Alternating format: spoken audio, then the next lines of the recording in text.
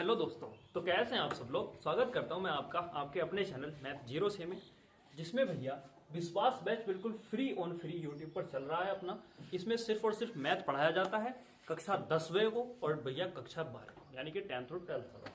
ठीक है भाई, यूपी बोर्ड वाला है ना, सीबीएसई बोर्ड वाला नहीं, यूपी बोर्ड वाला, Hindi medium, Hindustan plus Hindi medium. देखो इसमें हमने क्या कर लिया है, अगर इसमें बात करें तो हमने 3 चैप्टर तो कंप्लीट कर लिया और चौथे चैप्टर भी लगभग कंप्लीट की ओर है और बड़े मजे से प्यार से समझते हुए किए हैं। अगर आपने पिछली वीडियो नहीं देखी है तो देख के आओ, क्योंकि ये समझ में भी जब ही आएगी जब इस चैप्टर की तुमने पिछली वीडियो देख रखी है। इसमें हमने पहले के जो खंड है उसके जो है मैंने कर लिए थे भाई, देख लेते हैं इसमें।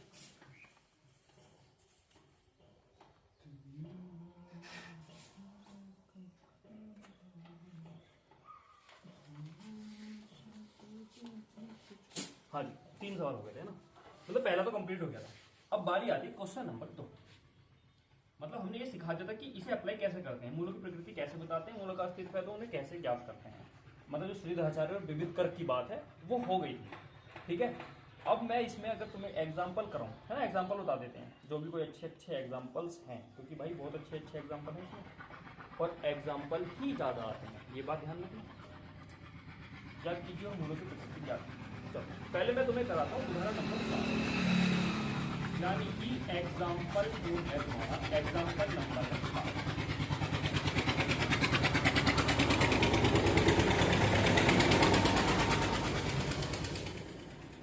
देखो द्विघात समीकरण क्या देखिए, 2x² माइनस का 4x प्लस का 3 बराबर का 0। देखो इस सवाल की तोड़ फोड़ करते हैं आराम से, प्यार से करेंगे, है ना, मजा आना चाहिए। का विविधकर ज्ञात कीजिए और फिर मूलों की प्रकृति ज्ञात कीजिए। तो पहले भैया जी हमसे कह रहे हैं विविधकर ज्ञात करो। क्या कह रहे हैं, विविधकर, बी वी क त कर। आगे से तो पढ़ाई नहीं जाएगा, मुझे भी कई दिन में याद हुआ यार, तुम्हारी दिक्कत। विविधकर सही है, सही है। इसे हम किससे डिनोट करते हैं, डी से।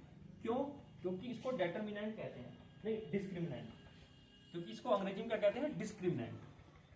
अंग्रेजी में कहते हैं डिस्क्रिमिनेंट और वहां से लिया गया है डी। इसका जो फॉर्मूला है डी बराबर होता है, ये तो मैं लिखूंगी पड़ी, तुम डी लिखोगे आराम से कर, कोई दिक्कत नहीं आएगी। ठीक है, तो इस पर ज्यादा इतना नहीं सोचना है, याद हुआ या नहीं। अब डी बराबर होता क्या है, अंडर रूट b² माइनस का 4ac। Sir A B C क्या है, वैसे तो जो जिन्होंने पिछली वीडियो देखी उन्हें तो पता होगा, तुम्हें नहीं पता है। इसको ए कहते हैं, इसको बी कहते हैं, इसको सी कहते हैं। ठीक है, तो मैं लिख लेता हूं, ए बराबर कितना, लिखना जहां, सारे जहां से अच्छा हिंदुस्तान। जहां ए बराबर 2, बी बराबर -4, सी बराबर 3 है क्या नहीं है, हाँ जी है, तो बड़ी अच्छी बात है। उठा के इधर पटको, तो d बराबर क्या हो जाएगा तुम्हारा, यार ये थोड़ा ना अच्छा नहीं लग रहा। देखो अंडर रूट जो होता है ना वो श्रीधराचार्य सूत्र में होता है, लेकिन जो विविधकर होता है तो साफ होता है b² माइनस 4ac, है ना, वो अंडर रूट नहीं होगा इसमें। तो v² मतलब -4 का स्क्वायर, -4 का स्क्वायर माइनस 4 गुणा ए का मान कितना है 2 और सी का मान कितना है 3। तो यहां से हम कह सकते हैं जो विविधकर डी का मान है 4 का स्क्वायर हो जाएगा 16 और माइनस का भी स्क्वायर करोगे मतलब माइनस की गुणा माइनस से होगी। देखो इस चीज को मैं समझाऊं, एक बार समझा देता हूं यार, बड़ा मजा आएगा। इसका मतलब है -4 गुणा -4, माइनस की माइनस से करोगे तो प्लस और 4 की 4 से करोगे तो क्या आ जाएगा 16। ठीक है, लाइन तो नहीं बढ़ाऊंगा, देखो पर तुम्हें बता दिया मैंने। तो यहाँ क्या आ जाएगा 16 माइनस 4 की 2 से 4 दूनी 8, 8 की 3 से 8 दिया, ये कितना आ गया 24। तो डी का मान कितना आया भैया, -8। हाँ, यहां तक कोई दिक्कत, तो आप बोलोगे नहीं भैया कोई दिक्कत नहीं, यानी कि यहां से हमारा -8 बचा। अब डी का मान आ गया माइनस, इसका मतलब ये है डी जो है छोटा है 0 से, डी जो है छोटा है 0 से और जब d अगर छोटा हो जाए 0 से, पिछली वीडियो देख के आना, तब क्या होता है, इसका कोई भी वास्तविक मूल नहीं होता। तो मैं लिखेंगे अतः कोई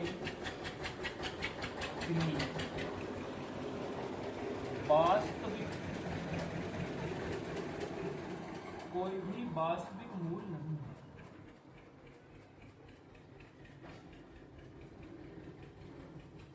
ठीक है, ये एग्जांपल इसीलिए अच्छा था क्योंकि उसने कहा था कि विविध कर भी ज्ञात कीजिए और मूल भी ज्ञात कीजिए, लेकिन इसके मूल तो हम निकाल ही नहीं सकते। क्यों? क्योंकि d जो है छोटा है 0 से, और d अगर छोटा 0 से तो इसका कोई भी वास्तविक मूल नहीं है। इसलिए सवाल में कह रहा था कि अच्छे उदाहरण। ठीक है, उतारो या स्क्रीनशॉट ले लो इसका।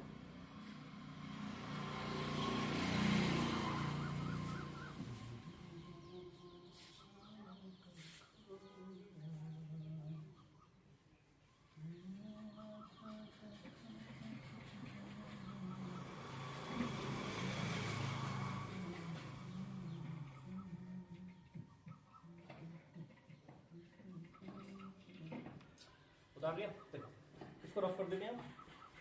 अगले सवाल की ओर चलते हैं। वीडियो कैसी है ये देख लेते हैं क्या है। ओके है ना सब चीज? आवाज थोड़ी कम आती हो तो भाई बढ़ा लिया करो फोन की यार। अब देखो अगला सवाल किधर होती, तो भैया इसका ही एक उदाहरण 8 दे रखा है। अच्छा है लेकिन अभी नहीं करा रहे। नोवा देखते हैं। नोवा 7वें के बाद एग्जाम्पल नंबर देखते हैं। एग्जाम्पल नंबर 8 का समझने के लिए भी तुम्हें थोड़ा सा और समझना पड़ेगा, तो लिख लेते हैं। क्या द्विघात समीकरण दे रखी है? 3x² माइनस का 2x प्लस का 1/3 और बराबर का 0 का विविध कर ज्ञात कीजिए और फिर मूलों की प्रकृति ज्ञात कीजिए। यदि वे वास्तविक है तो उन्हें ज्ञात कीजिए। वाह वाह, क्या प्यारा सवाल आया है, बड़ा ही प्यारा है। देखो अब होता क्या है, तो अगर मैं यहां से कहूं a और b के मान और c के मान निकालें, तो a बराबर आप कहोगे सर 3, सर क्या भैया ही कहोगे, मेरी बराबर तो हो गई तुम। और b बराबर क्या कहोगे? माइनस का 2। और c बराबर क्या कहोगे? 1/3। है क्या नहीं भैया? ये a है, ये b है, ये c है। ये चीजें पिछली वीडियो में बता रखी है ना, समझ में आया तो वहां देख कर आना है। अब हमें क्या निकालना है? विविध कर, जिसको हम क्या कहते हैं? d। बार बार विविध कर नहीं लिखेंगे, सीधा d लिखेंगे। d बराबर क्या होता है? d बराबर होता है b² माइनस का 4a। तो निकाल लो भैया d बराबर b² मतलब माइनस माइनस 4 गुणा a। a की वैल्यू 3 है और c की वैल्यू 1/3 है कि नहीं है? 3 से 3 कट जाएगा, ये माइनस माइनस प्लस और 2 दूनी 4, जैसे अभी बताया था वैसे ही। और इधर भी 4, इसे इसको घटाऊंगा तो कितना आ जाएगा? 0। तो d का मान सीधा सीधा कितना आ गया? 0। यदि d बराबर 0 है तब हम लिखेंगे अतः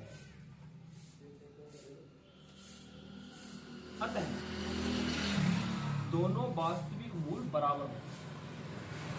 दोनों वास्तविक मूल बराबर होंगे। बराबर बराबर होंगे। ठीक है मित्रगण, दोनों वास्तविक मूल कैसे होंगे? बराबर। ये 3 कंडीशन है, 2 कंडीशन तो आगे देखो। d अगर छोटा होता है 0 से यानी कि माइनस का होता है तो कोई भी वास्तविक मूल नहीं होता है। लेकिन अगर d बराबर है 0 के तो दोनों वास्तविक मूल बराबर होंगे। बिल्कुल, अगर पहला 2 है तो दूसरा भी 2 होगा, पहला 3 है तो दूसरा भी 3 होगा, पहला 4 है तो दूसरा भी 4 होगा, ऐसे है। और जब हमारे दोनों वास्तविक मूल बराबर होते हैं तब मूलों को निकालने के लिए जो सूत्र लगता है मेरे दोस्त, बड़ा ही हल्का और प्यारा सा सूत्र है, x बराबर माइनस का b/2a। ठीक है, श्रीधराचार्य का ही छोटा रूप है ये, माइनस का b/2a बताया है। अगर तुम लगातार पढ़ रहे हो अच्छे से तो तुम्हें पता होगा, नहीं पढ़ रहे हो तो फिर तुम्हें अभी बता दूं तो भी कोई फायदा नहीं। ठीक है, क्योंकि भैया अगर लगातार नहीं पढ़ोगे ना तो फिर लटक जाओगे दोस्त, लटक जाओगे। बिल्कुल लगातार जरूरी है। तो x बराबर यहाँ से कितना आ जाएगा भैया? दोनों मूल बराबर होंगे तो 1 निकाल लो भैया, दूसरा तो है इसके बराबर माइनस b। b की वैल्यू कितनी है? माइनस का 2 बटे 2 गुणा ए की मान कितनी है 3, जो भी ए की मान ए का मान क्या होगा सर, क्या बोलते हैं, देखो x बराबर माइनस माइनस क्या हो जाएगा प्लस, रुक जा भाई रुक जा, ऊपर क्या है 2 और नीचे क्या है 2 गुणा 3, 2 से 2 खत्म, तो x बराबर कितना आ गया 1/3, तो दोनों के दोनों मूल क्या होंगे 1/3, यानी कि अल्फा की वैल्यू भी कितनी होगी 1/3 और बीटा की वैल्यू भी कितनी होगी 1/3, क्यों, क्योंकि दोनों मूल बराबर। तो उसने हमसे 3 चीजें पूछी थी, विविध कर बताओ, मूलों की प्रकृति बताओ, तो मूलों की प्रकृति कैसी है, दोनों मूल वास्तविक और बराबर होंगे, और दोनों मूल बताओ, तो मूल क्या होंगे 1/3 1/3। बड़ा प्यारा और अच्छा सवाल था, हुआ, उतार लो या स्क्रीनशॉट जो भी तुम्हारी मर्जी है। चलो अगर तुम्हें ये चीज समझ में आए तो करते हैं उदाहरण नंबर 8, क्योंकि फिर कोई उदाहरण इसमें है नहीं, इसको रफ कर दूं, देखो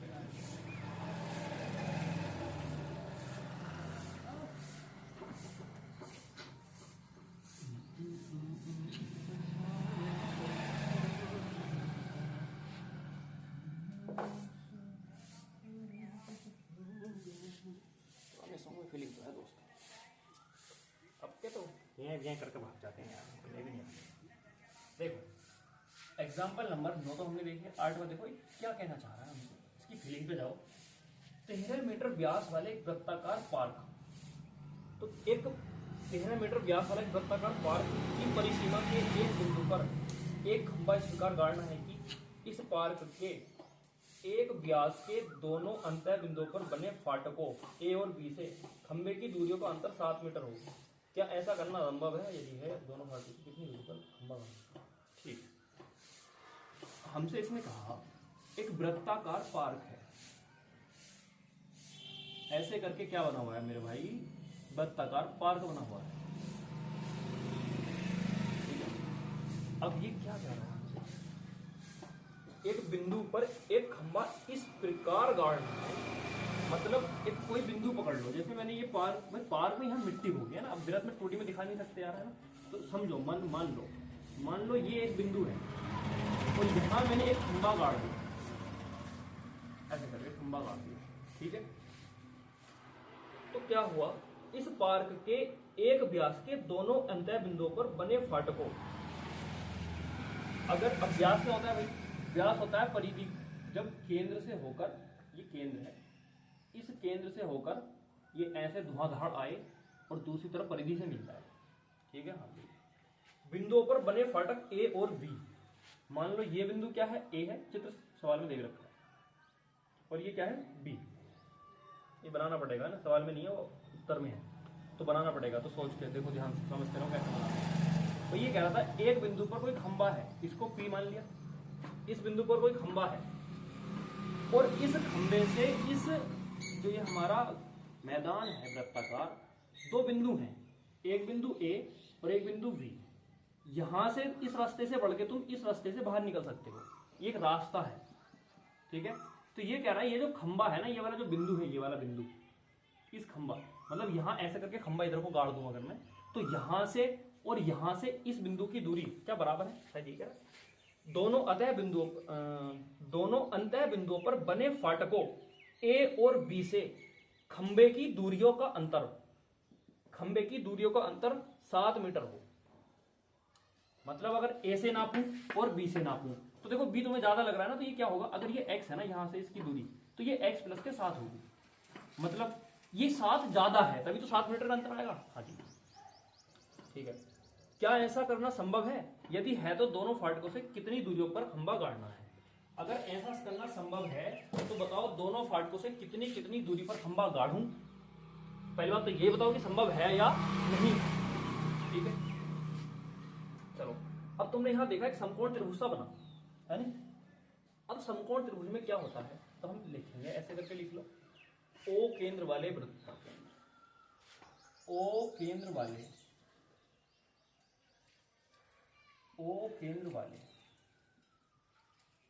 वृत्ताकार मैदान में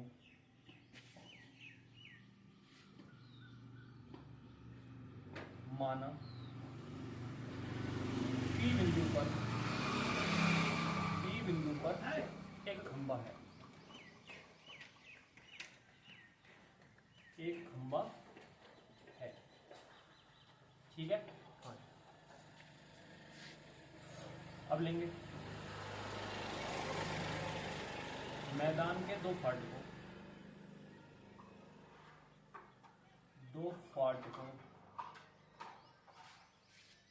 ए और बी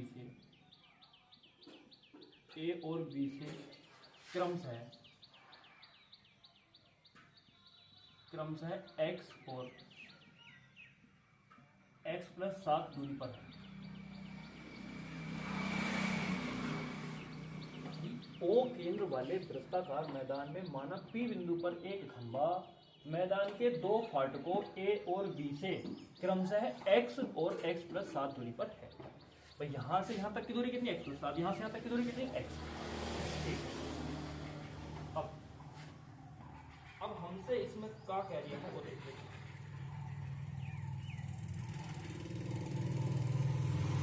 हमसे क्या है 13 मीटर व्यास, जो कितना दे रखा है भैया 13 मीटर व्यास। तो पूरा व्यास कितना है ओ केंद्र वाले वृत्त का, पूरा 13 मीटर। जो व्यास है वो कितना, 13 मीटर वाले वृत्ताकार पार की परिसीमा के एक बिंदु पर एक खंबा इस प्रकार गाड़ना है कि इस पार के एक व्यास के दोनों अंतर बिंदुओं पर बने फाटकों ए और बी से खंबे की दूरी का अंतर 7 मीटर हो। क्या ऐसा करना संभव है? यदि है तो दोनों फाटकों से कितनी दूरी पर खंबा गाड़ना है, दोनों फाटकों से कितनी दूरी पर खंबा गाड़ना है। देखो अब समकोण त्रिभुज है तो भाई हम लिख लेंगे, तो हम लिखेंगे हल में लिखेंगे समकोण त्रिभुज,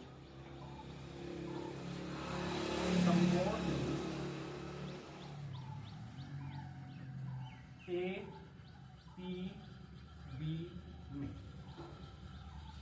कोण P बराबर 90 डिग्री। मान लिया हमने कोण कितना है, 90 डिग्री।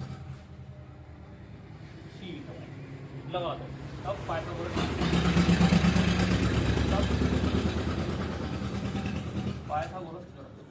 क्या होती है, ये होती है कर्ण का जो स्क्वायर है वो बराबर होता है लंब का स्क्वायर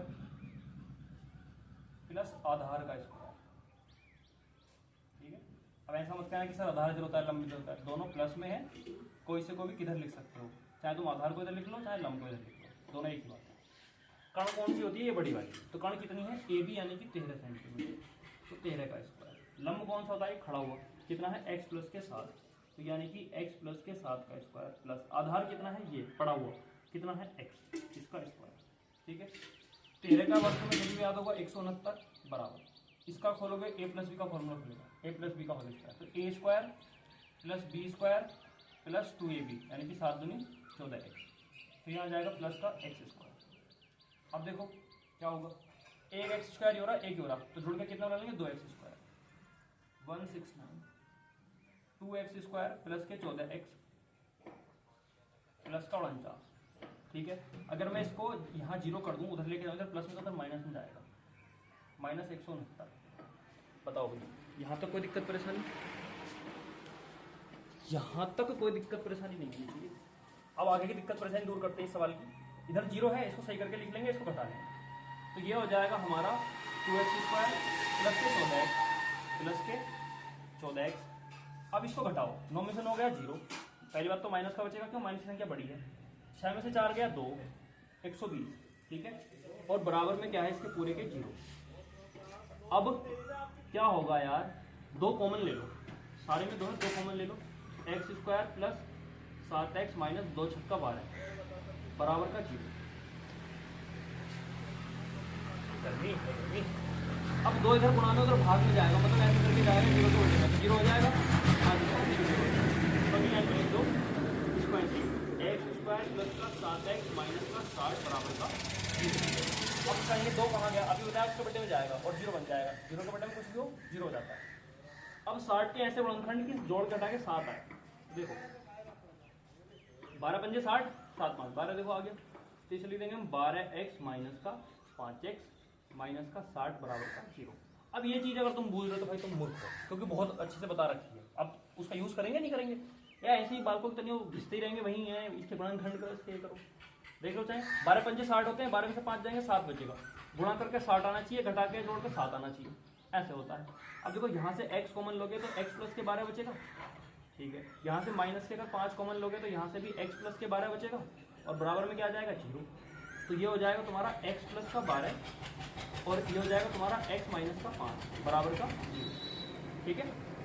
अच्छा समझ गया, थोड़ी सी कुछ हुआ है इसमें कम। अब क्या होगा, तुलना कर लेंगे, क्या हो जाता है x प्लस 12 बराबर 0 और x प्लस 12 बराबर 0, तो x बराबर कितना जाएगा माइनस के 12, और दूसरा x माइनस 5 बराबर 0, x माइनस 5 बराबर 0, x बराबर कितना आ जाएगा 5, ठीक है।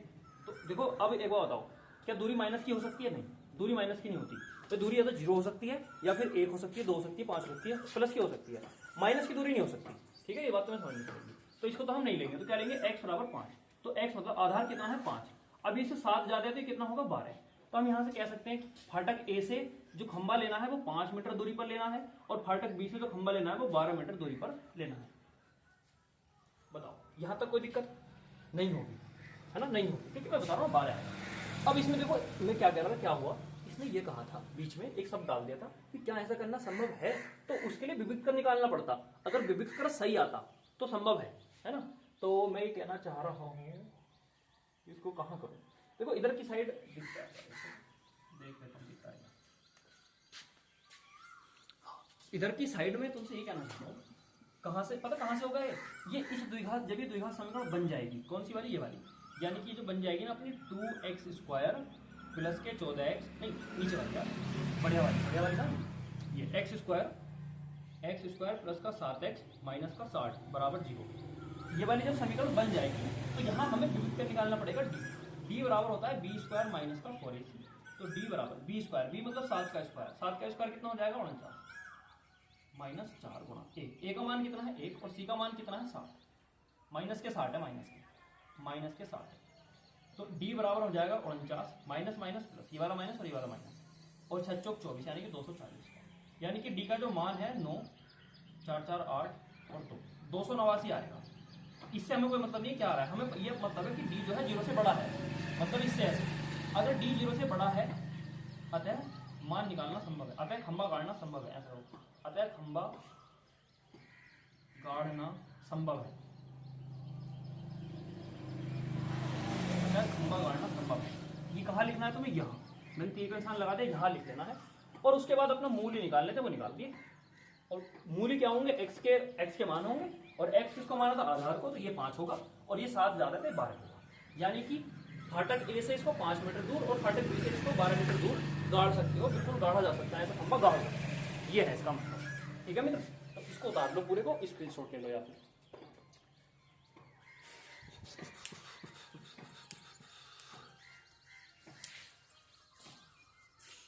देखो एग्जाम्पल से खत्म हुए।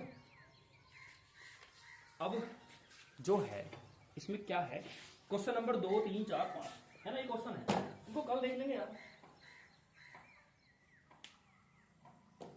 ठीक है भाई, इनको कल देख लेंगे, बाकी इतने मजे से आराम से चलेंगे, अगर तुम ध्यान से समझ रहे हो ना तो समझ में आएगा, लेकिन उसके लिए लगातार पढ़ना पड़ेगा, मतलब पिछली क्लासें देखनी पड़ेंगी, क्योंकि भाई जो मेहनत पिछली क्लास में कर रखी है अगर मैं वो घिस पिट के यहाँ भी वही चीज बताता रहूँ तो एक तो तुम बोर हो जाओगे अगर तुम देख रहे हो लगातार, तो दूसरी बात जो अच्छे बच्चे हैं वो कहाँ जाएंगे, फिर वो सोचेंगे यार क्या ही पढ़ा रहे हैं वही चीज बार बार, है ना। तो सबको ध्यान रखना पड़ता है, लेकिन जो थोड़े से डाउन कुछ नहीं होता, जो थोड़े कम पढ़े हैं उनको पिछली वीडियो देखो, उसमें तुम्हें पता चलेगा मूल क्या है, गुणा क्यों करते हैं, भाग क्यों करते हैं, सारी पिछली वीडियो आराम से देखो तो सही, तभी तो मजा आएगा।